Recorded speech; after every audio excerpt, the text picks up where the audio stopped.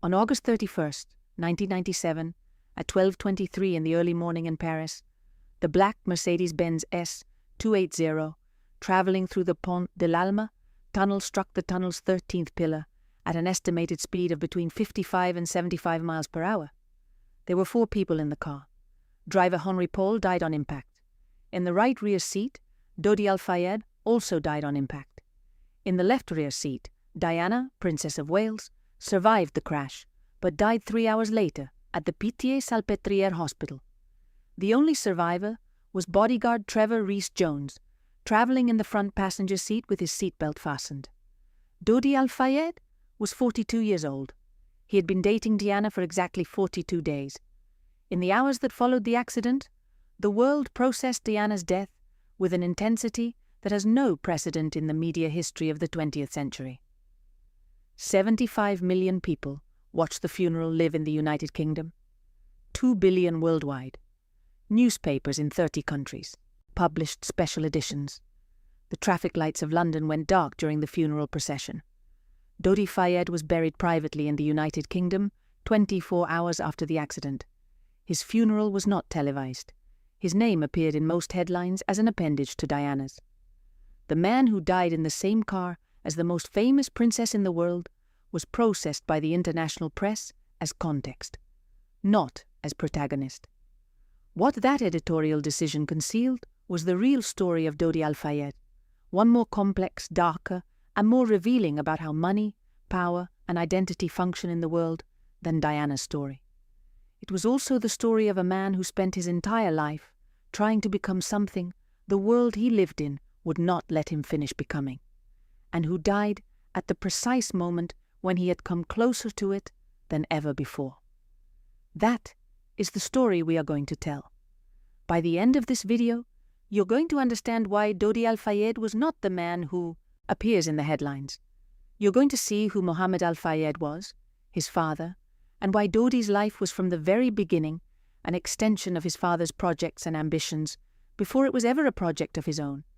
You're going to understand what kind of relationship he had with Diana, what both of them knew that the world didn't, and what would have changed for both of them if they had kept going. And you're going to see what the accident investigation found, what it didn't find, and why the distance between the two matters more than the official reports acknowledge. There are 3 stories inside the story of Dodi Fayed: the story of the son, the story of the man, and the story of what happened in that tunnel. All 3 are necessary to understand any one of the others. This is his story. Mohamed Al Fayed was born in 1929 in Alexandria, Egypt. His father was a schoolteacher. Mohamed was not rich.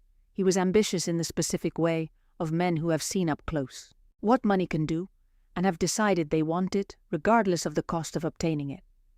He built his fortune through a combination of businesses in the Persian Gulf, construction contracts in Dubai in the 1960s, when Dubai was still an emirate without infrastructure but with enormous oil reserves, and strategic marriages that opened doors in the Arab money circles of the era. In 1985, he bought Harrods, the luxury department store in London, probably the most recognizable commercial brand in the United Kingdom after the royal family itself. He paid £615 million for it. That was a sum sufficient in 1985 to guarantee that no one in London could ignore who Mohamed Al Fayed was. What money did not buy him, and what Mohamed wanted with an intensity his biographers describe as consuming, was British citizenship. He applied for naturalization in 1994. John Major's government denied it. The parliamentary investigation that accompanied that denial, the 1997 Hamilton Report, documented a series of Mohamed Al Fayed's behaviors the government considered incompatible with citizenship requirements. Mohamed always denied the report's conclusions. The citizenship never came. That was the limit of money. Mohamed Al Fayed could buy Harrods. He could not buy a British passport. Dodi was born on April 15, 1955, in Alexandria, 3 years before his parents divorced. His mother was Samira Khashoggi, sister of Adnan Khashoggi, the Saudi arms dealer who would be the richest man in the world in the 1980s. That genealogy matters because it defines the world in which Dodi grew up, the world of second-generation Arab money, the world of the sons of men who had built fortunes in the oil years, and who raised their children in Swiss boarding schools and English universities with the expectation that the Western world would be theirs. It was not always, and Dodi learned that earlier than he should have had to. Dodi Al Fayed spent his childhood and adolescence in perpetual movement between Egypt, Switzerland, and the United Kingdom, the norm for the sons of wealthy Arab men in the 1960s and 1970s. The Swiss boarding school, the English college, summer on the yacht, winter in the right residence in the right city. It was an upbringing designed to produce people who belong simultaneously to all of those worlds, and that in practice frequently produced people who didn't fully belong to any. Dodi studied at Collège du Léman in Geneva, and afterward at the Royal Military Academy Sandhurst, the British military academy where officers of the Royal Army are trained. Sandhurst was, and is, the kind of institution that confers a specific social capital in the United Kingdom, that of having been trained in the same place as the Crown's officers. Many international students from wealthy families have passed through Sandhurst for exactly that reason. The social capital transferred is not complete, because there are social capitals in the United Kingdom that no educational institution transfers, but it is real and it is useful. Dodi obtained his officer's commission, but never served actively in the army. His formal career lay elsewhere. In the 1980s, he worked in his father's company, Al Fayed International, in roles that his collaborators of the time describe as representational rather than managerial. He was the boss's son, which in that kind of company meant being present at important meetings, knowing the important people, and being the family's face at events where a young, photogenic face was useful. He was good at it. He was polished, charming, linguistically capable in 3 languages, with the kind of physical presence that makes people in a room look when he enters. His contemporaries of that era describe him consistently with 2 traits that coexisted in ways that didn't always fit comfortably together. He was genuinely generous, and he was genuinely insecure. The generosity was the public version, the one everyone saw. The magnificent dinners, the extravagant gifts, the apparently limitless hospitality. The insecurity was what lay beneath, visible with greater clarity to those who knew him well. There was also in the Dodi of the Sandhurst years an acute awareness that he was different from his classmates, in ways that no institution could completely erase. He was Arab, in an academy that trained the Crown's British officers. He was the son of a man who had built his fortune from scratch, in a world where inherited wealth was the only kind the system recognized without reservation. He had learned to navigate that environment with a social fluency his classmates admired. But social fluency is not the same as belonging. And Dodi knew the difference. When Sandhurst ended, Dodi returned to his father's orbit. Not because he had no options, but because the options he had outside that orbit were those of someone starting from zero, in a world that didn't know him yet. And Dodi, who had grown up in the world of instant recognition, didn't have the emotional architecture for that. It was easier to be Mohamed Al Fayed's son in circles, where that name meant something, than to be Dodi Al Fayed in circles, where it didn't mean anything yet. The insecurity had a source that was not difficult to identify for someone looking carefully. Dodi was the son of Mohamed Al Fayed, a man who had built his fortune from zero, with a will that left little room for fragility. Mohamed expected his son to be the continuation of that project. Dodi wanted to be something else. The problem was that he hadn't completely worked out what that something else was, and while he was figuring it out, he was still Mohamed Al Fayed's son, which was a category the world he moved in tended to apply to him before any other. That expectation was not verbal. It was not the kind of thing Mohamed Al Fayed said in direct conversation. It was structural, built into the way Mohamed organized his company, the roles he assigned Dodi, the introductions he made for him, the context to which he exposed him. Dodi was being trained to be the successor without anyone using that word. And like all unverbalized training, this was simultaneously more effective and harder to resist than an explicit one. The distance between what Mohamed wanted from Dodi and what Dodi wanted for himself was not a distance of affection. Mohamed loved his son. Of that, there is no reasonable doubt in any of the available sources. It was a distance of project. Mohamed had built an empire and needed Dodi to continue it. Dodi wanted to build something of his own. Those two needs were not incompatible in the abstract. In practice, within the specific power dynamic of the Al Fayed family, they almost always were. In 1981, Dodi produced his first film. Chariots of Fire, directed by Hugh Hudson, was a co-production in which Dodi appeared as associate producer. The film won 4 Academy Awards in 1982, including Best Picture. Dodi was in the audience at the Kodak Theatre in Los Angeles when lead producer David Putnam collected the Oscar. Dodi did not go up on stage. His role in the production was subsequently questioned by people involved in the project who described his contribution as primarily financial and his creative participation as marginal. But the Oscar existed, and in Hollywood, the world where Dodi decided, in the years that followed, to build his own identity, the Oscar existed in a way that admitted no nuance. Dodi Al Fayed was the producer of the film that had won the Academy Award for Best Picture in 1982. That opened doors. The doors it opened led to a world where Dodi found something he had not found in his father's businesses, nor at Sandhurst, nor in the Arab money circles in which he had grown up. The possibility of being judged, at least in part, by what he did, and not only by who he was. What Hollywood represented for Dodi was not just a career, it was the first time in his life that there was an evaluation system that, at least in theory, did not depend on who his father was. In Hollywood, what mattered was what films you had made and how much money they had earned. Family genealogy was irrelevant. The passport was irrelevant. What mattered was the box office result and the weight of accumulated awards. It was a brutal and reductive system. But it was a system where Dodi could try to build something of his own. The problem was that his father's money was financing the projects. And when someone else's money funds your project, it is never completely your project. That structural contradiction accompanied Dodi throughout his Hollywood career. His collaborators knew it, the studios knew it, Dodi knew it, and the awareness of that contradiction added a layer of anxiety to every creative decision he made. The 1980s for Dodi Al Fayed in Hollywood are the years of someone who has unlimited access and genuine creative ambition, but who lacks the discipline or the operational structure to turn those two assets into a coherent career. It is a combination Hollywood knows well, and that produces with notable statistical regularity the same story: bright promises, initiated projects, exceeded budgets, and uneven results. Dodi founded his own production company, Allied Stars, based in Los Angeles. He produced several films through the 1980s, with budgets made possible by his father's money, and results that varied between moderate success and costly failure. The Scarlet Letter, in 1995, with Demi Moore and Gary Oldman, cost more than $50 million and grossed less than 10 at the box office.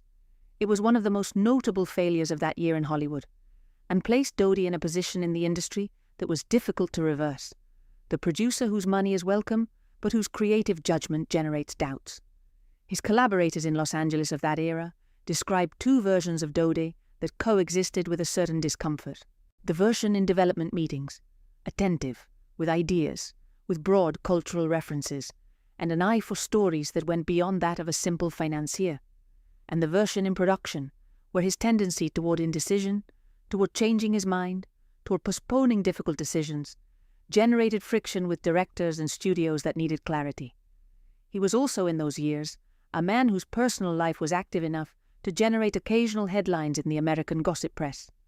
He dated Julia Roberts for several months in 1997, shortly before meeting Diana. Roberts ended the relationship. Accounts of why vary by source. What is consistent across all available testimonies is that Dodi tended to commit emotionally very quickly and found it difficult to manage the different pace at which the other person processed that intensity.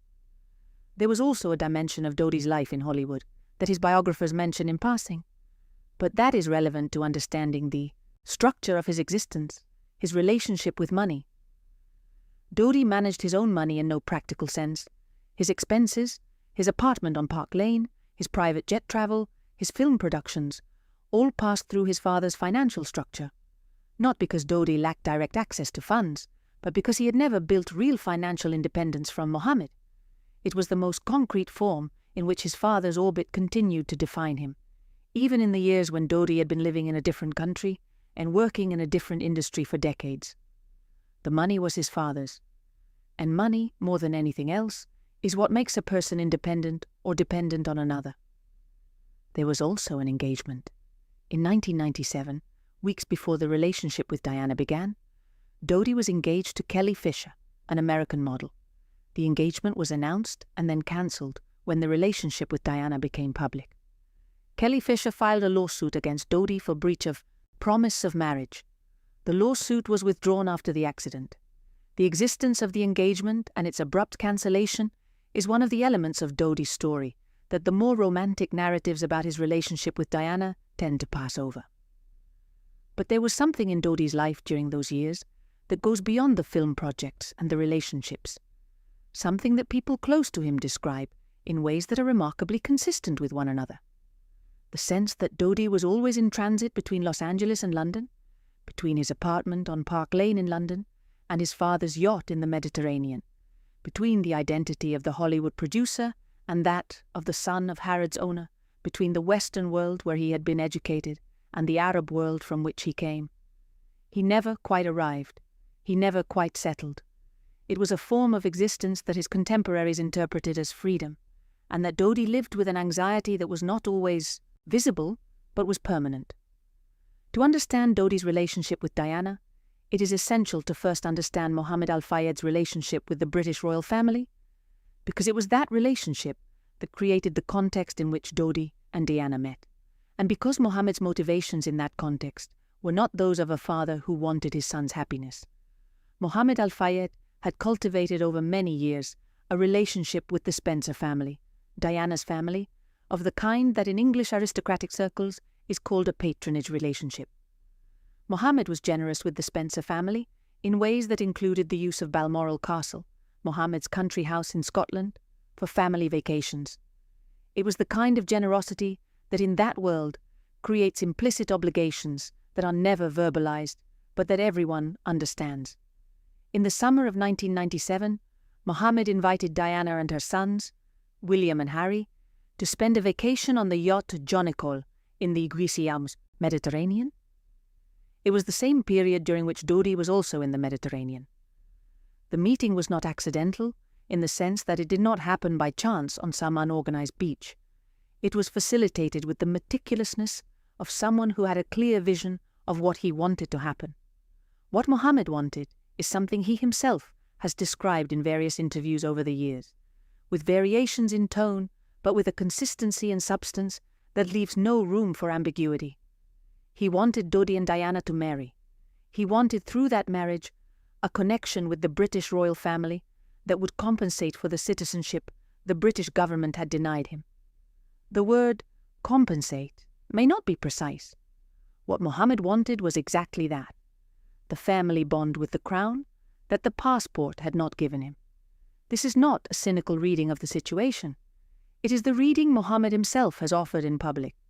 In interviews after the accident, Mohamed Al Fayed stated explicitly that Diana and Dodi were engaged on the night of the accident, that Diana was carrying an engagement ring Dodi had bought for her at the Riposi jeweler in Paris that same day, and that the accident was a murder organized by British intelligence services to prevent that marriage. None of those claims were corroborated by the official investigation. The ring exists. It was purchased at Riposi. Whether it was an engagement ring or simply a gift is something only the two people who could have known can no longer say. The engagement was not announced by either party. No member of Diana's inner circle confirmed there was any engagement.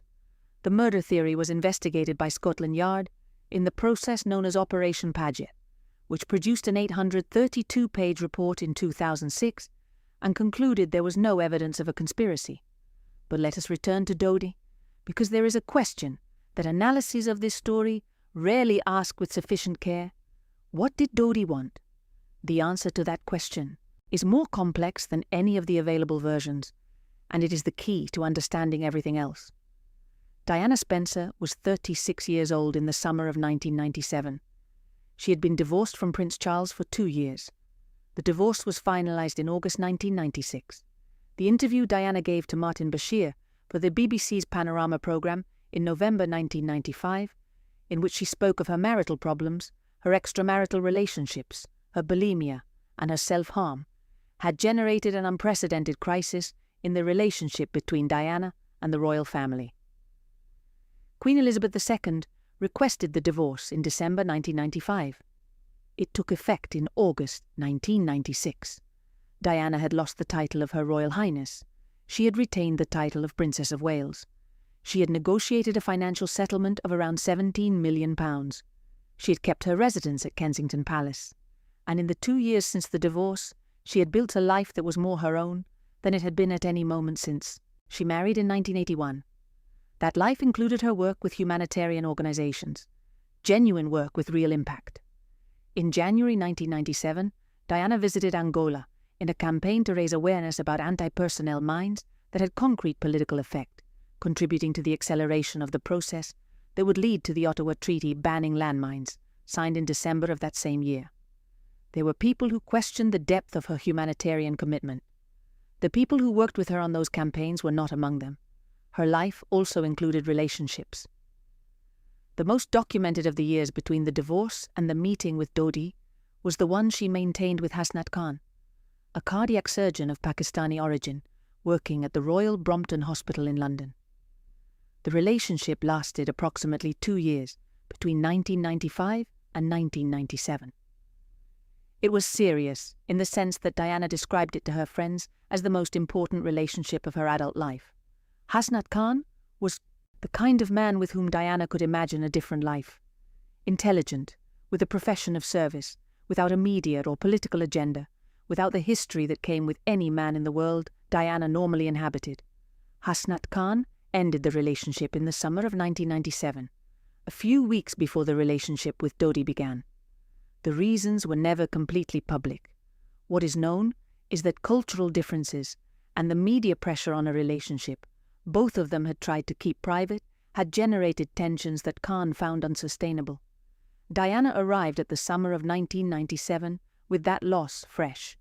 She arrived also in the context of Mohamed Al Fayed's yacht, with full knowledge of who Mohamed was and what his motivations were. Knowledge that a woman of Diana's intelligence could not have lacked. What Diana's friends from that period describe consistently is a woman in a process of active redefinition of her own identity. The divorce had been traumatic. The loss of Hasnat had been painful. But there was also in the Diana of 1997 something that her closest collaborators describe as clarity, a certainty about what she no longer wanted to be, which was sharper than her certainty about what she wanted to be. She no longer wanted to be the princess of the headlines.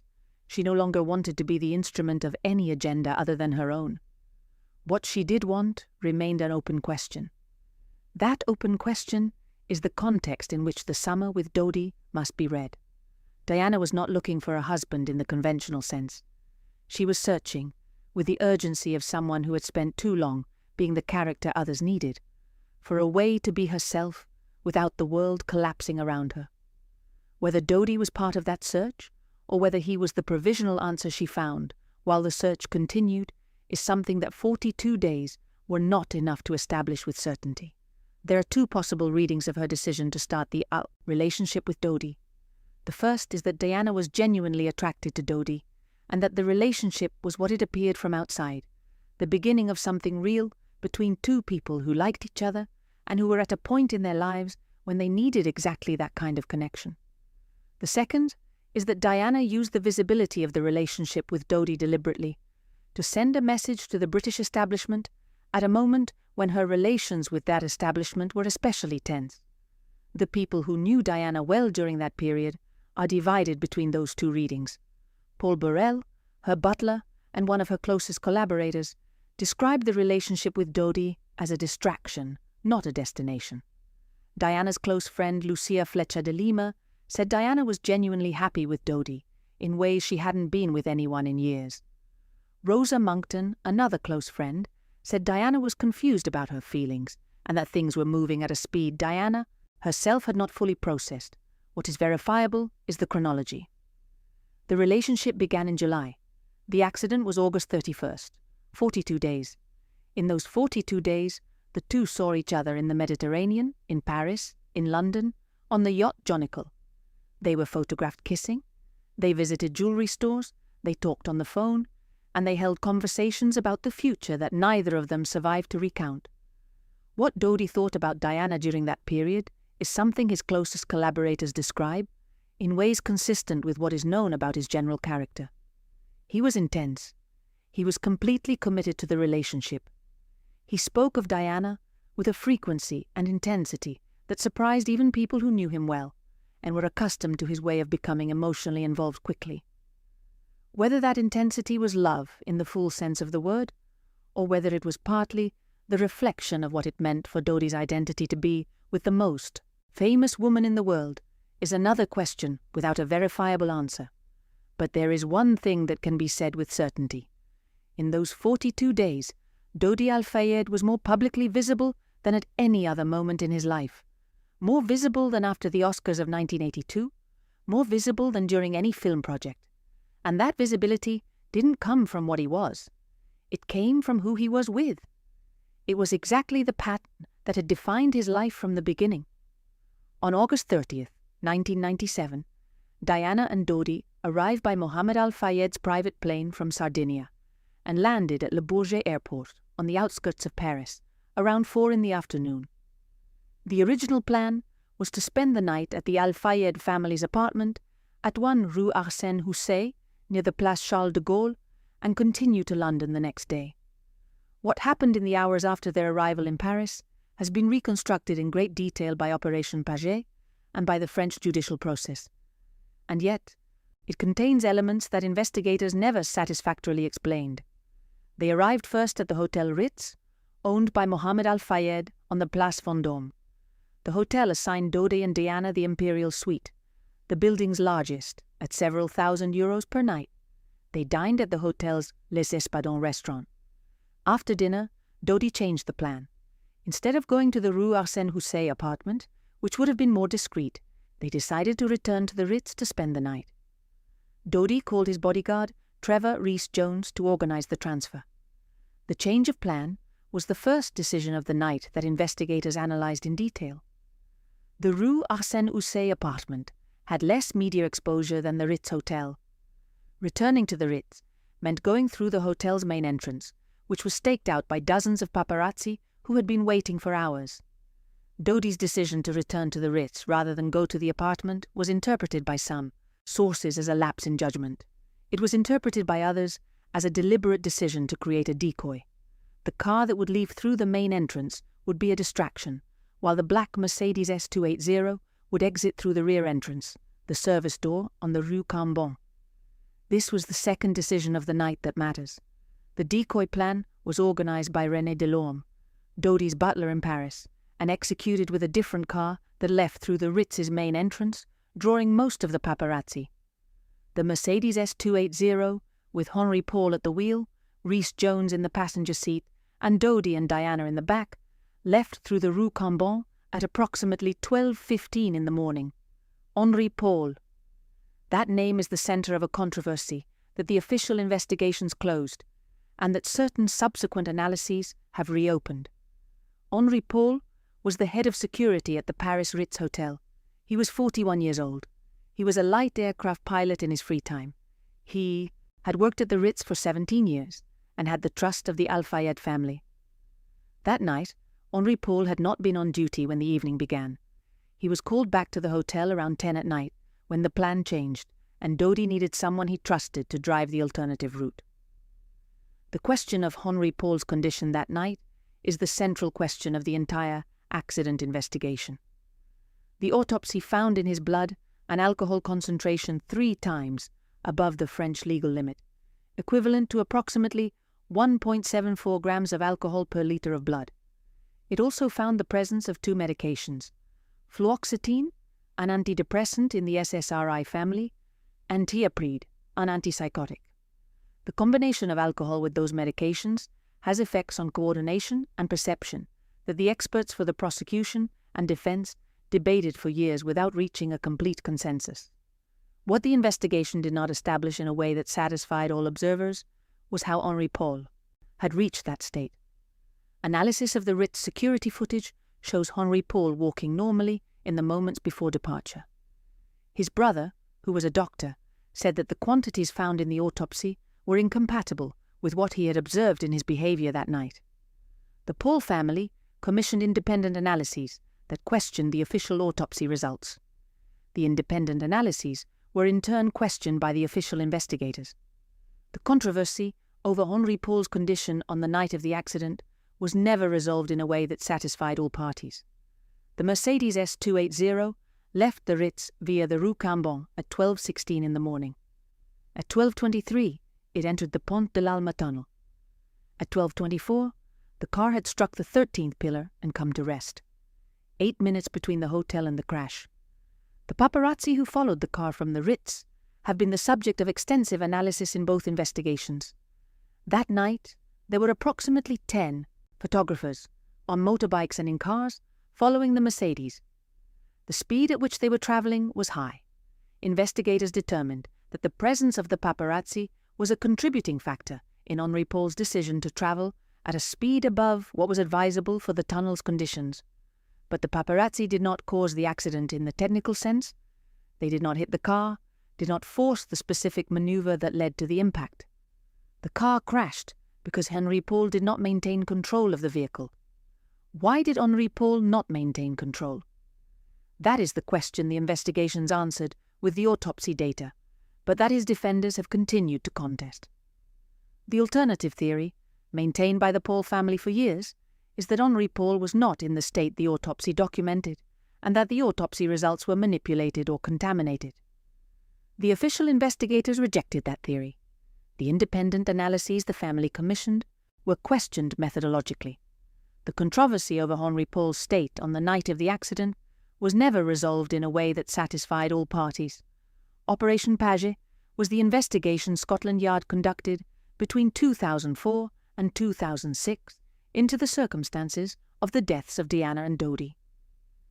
It was ordered by the British government in response to public pressure and Mohamed Al Fayed's persistent assertions that the accident had been a murder.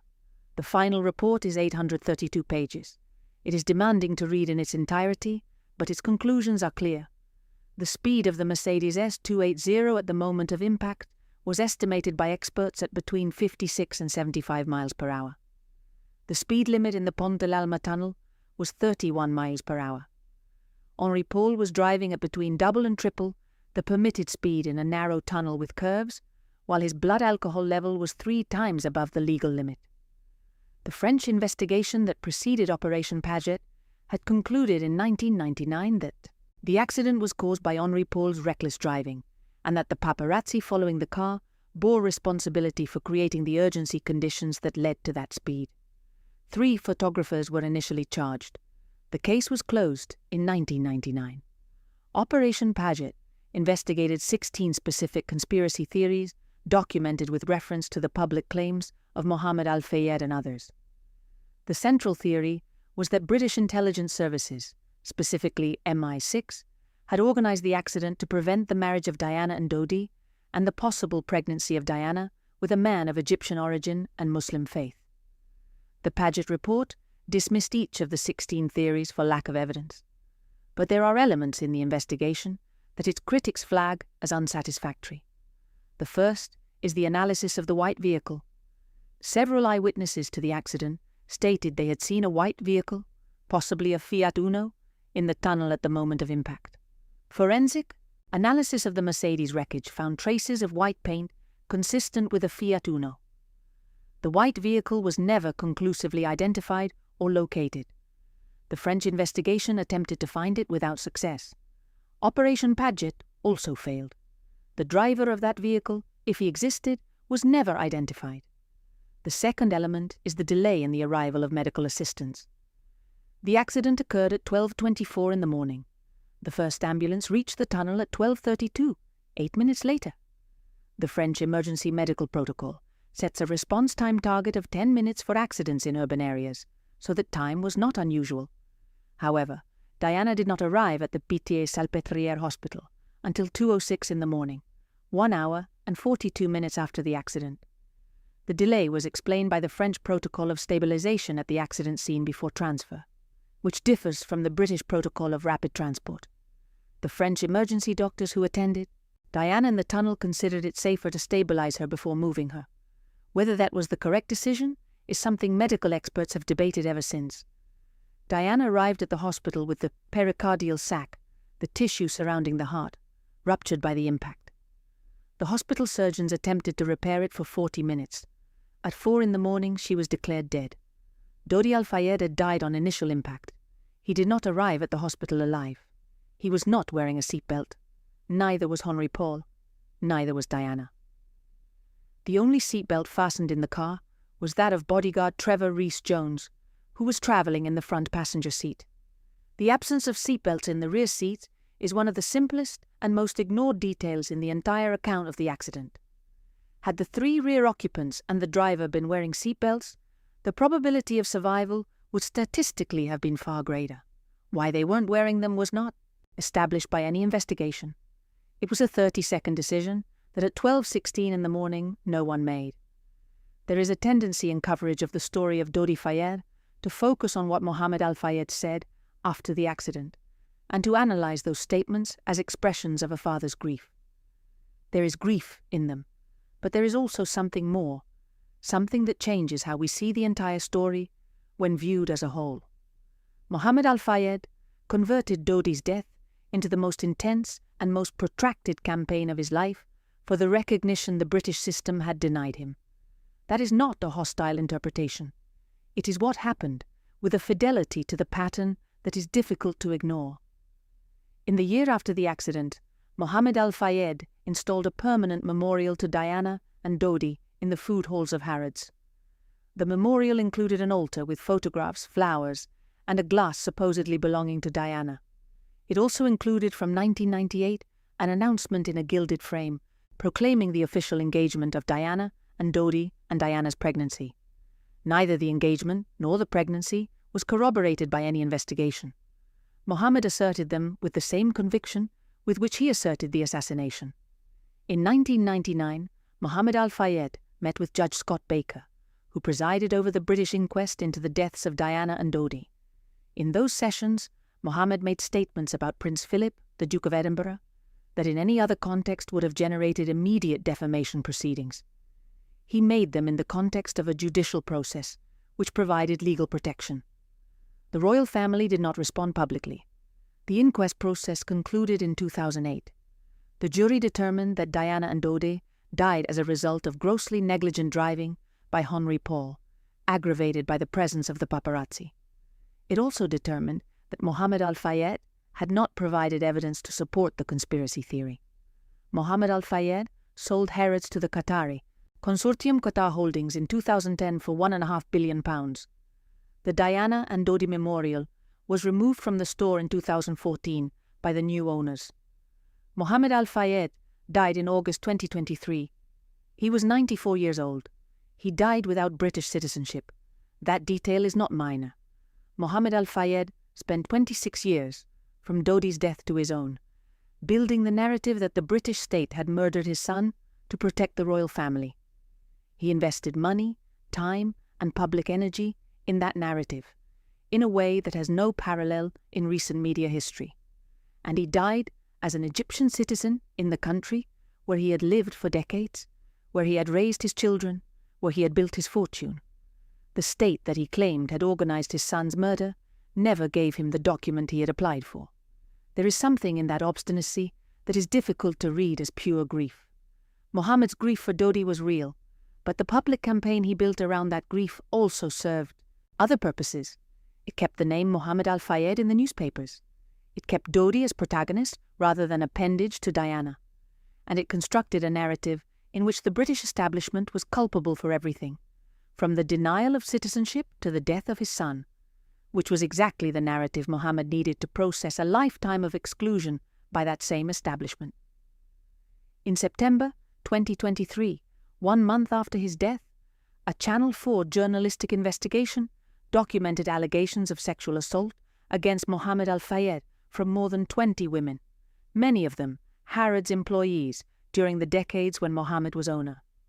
The allegations include rape. None of those allegations were judicially investigated during Mohamed's lifetime because none of the accusers had filed formal charges at the time. in part because of the pressure the power system of Mohamed Al Fayed exerted on them. The man who spent 27 years claiming his son had been murdered by this British state was posthumously accused by more than 20 women who worked in the company that bore his name. That does not invalidate Mohammed's grief for Dodi. A man can lose his son, mourn that loss genuinely, and simultaneously be an abuser.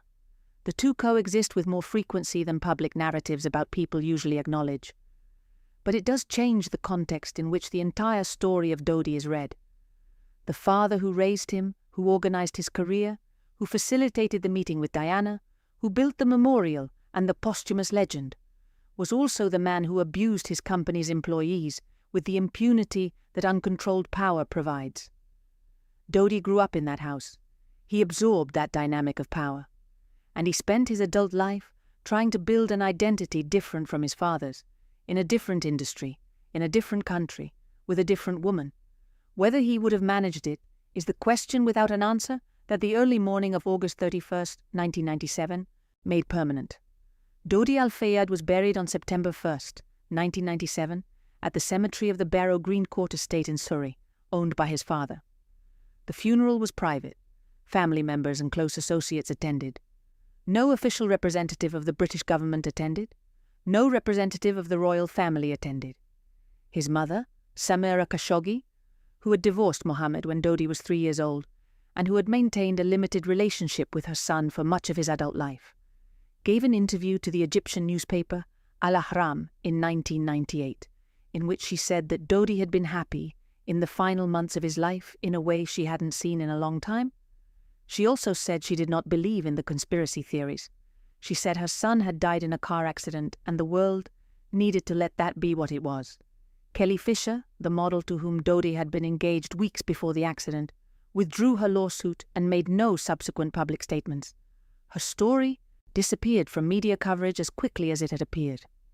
Trevor Rhys-Jones, the accident's only survivor, published his memoirs in 2000 under the title The Bodyguard Story.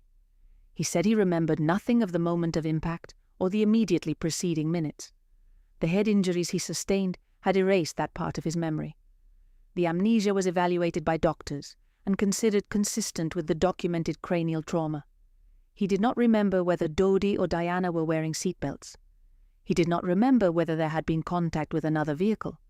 He did not remember the speed at which they were traveling. Harrods continued operating after Mohamed Al Fayed's death under the new Qatari holdings owners, without the memorial and without the physical presence of the man who had made it the showcase of his ambitions for 25 years. Dodi's cinematic legacy is, in objective terms, the 1982 Oscar.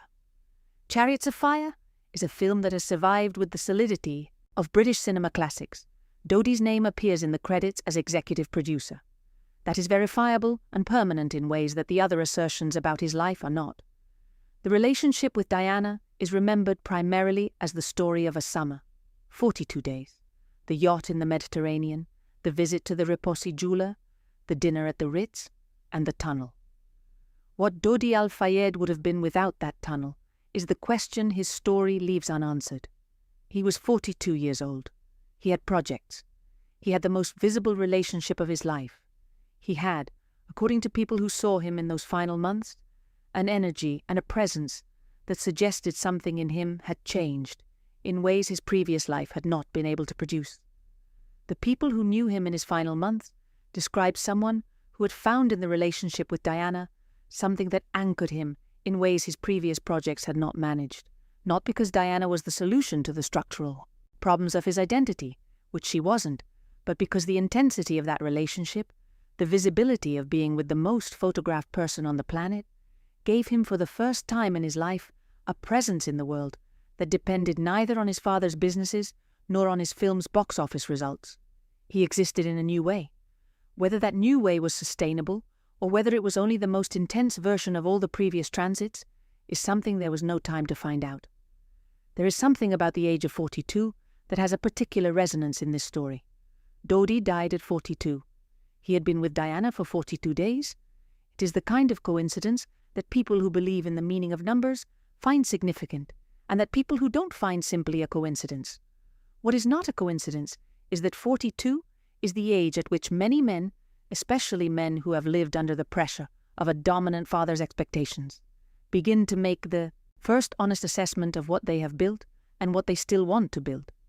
It was the exact age at which Dodi Fayed died. Whether that would have been sufficient to construct the own identity he had sought his entire life, whether it would have been sufficient to separate himself from his father's shadow, whether it would have been sufficient to build something genuinely his. Those are questions that the 13th pillar of the Pont de l'Alma tunnel closed before they could be answered. The last photograph of Dodi Fayed, taken while he was alive, was captured at the rear entrance of the Paris Ritz Hotel on the Rue Cambon at 12:14 on August 31st, 1997. In the photograph, Dodi is standing beside the black Mercedes S280. He's wearing a white shirt and dark trousers. He holds a mobile phone in his hand. He's looking to one side, as if there were something outside the frame that required his attention in that moment. He is not looking at the camera. He does not know there is a camera. It was the last image of a man who had spent his life being photographed without choosing it, captured one final time, also without choosing it, before disappearing inside the car that would take him to the tunnel. There is also a question that no investigation asked itself, because no investigation had reason to, and it is the most revealing of all. What would have happened if the relationship between Dodi and Diana had continued beyond the summer? Diana was a woman who had learned to use visibility as a political tool, and who was in the process of redefining what kind of visibility she wanted and for what purpose. Dodi was a man who needed that visibility in ways that Diana possibly would not have sustained indefinitely. The tension between those two needs would have produced something. What exactly is the question? The tunnel closed before it could be formulated with clarity. There is a pattern in the story of Dodi Fayed that transcends the details of the accident and the controversy about conspiracy, and that is worth naming because it doesn't end with him. It is the pattern of the man who inherits an identity before he can construct his own. Dodi Fayed was Mohamed Al Fayed's son before he could be anything else. He was Adnan Khashoggi's nephew. He was the producer of the Oscar-winning film. He was Diana's boyfriend. Each of those identities was real. None was completely his own, and the sum of all of them did not produce the portrait of a person. It produced a portrait of the people in whose orbit that person revolved. There is something in that which is specific to the experience of the sons of a certain type of powerful man. Men who build empires and who in the process build a gravitational field so strong that everything nearby ends up orbiting around them, including their own children. Mohamed Al Fayed built that gravitational field. Dodi revolved inside it for 42 years. His attempts to escape, Hollywood, these films, the relationships, the summer of 1997, were all genuine attempts, and all of them insufficient. The question that raises, and that very few accounts of this story ask themselves, is, what would Dodi have been if he had been born into a different family? If his father had been a man without ambitions for social recognition, without the project of conquering the British establishment, without the need to use his son as an instrument of that conquest? It is a question without an answer, because Dodi was not born into a different family. But asking it helps understand what did happen, that Dodi Fayed was from the beginning a character inside his father's script, and that all his attempts to write his own script had to be made within that framework. The official story of Dodi Fayed is the story of the man who died with Diana. It is a true story, but it is incomplete. It is the story of an accident. There was also the culmination of an entire life of transit between cultures, between identities, between the man his father needed him to be and the man he was trying to become. He never arrived at any definitive destination. Few people do. But the way in which he did not arrive, the speed at which he did not arrive, the specific tunnel in which he did not arrive, and the questions that not arriving left unanswered, say something about the 20th century that goes beyond the story of one person. There is one detail about the night of August 31st that few accounts include, and that is perhaps the most revealing of all. When the Mercedes S280 left the Ritz via the Rue Cambon, the declared destination was Dodi's apartment at 1 Rue Arsène Housset. It was the apartment Dodi had decorated himself. That was his, in a sense. The Ritz Hotel was not his, and his father's yacht was not his. It was the place where Dodi lived when he was in Paris, the only domestic territory that belonged to him, unmediated by any family institution. They were heading there. When they entered the tunnel, they never arrived. They say there are forms of money that open every door, except the ones that matter most. Forms of fame that make the person who generates them invisible. And forms of living between two worlds, between two identities, between the person you are and the person the world needs you to be, that leave very little room to be either one of them completely. Dodi Al Fayed lived in that space for 42 years. 42 days before he died, for the first time in a long time, it seemed that space had closed a little. But we never got to find out.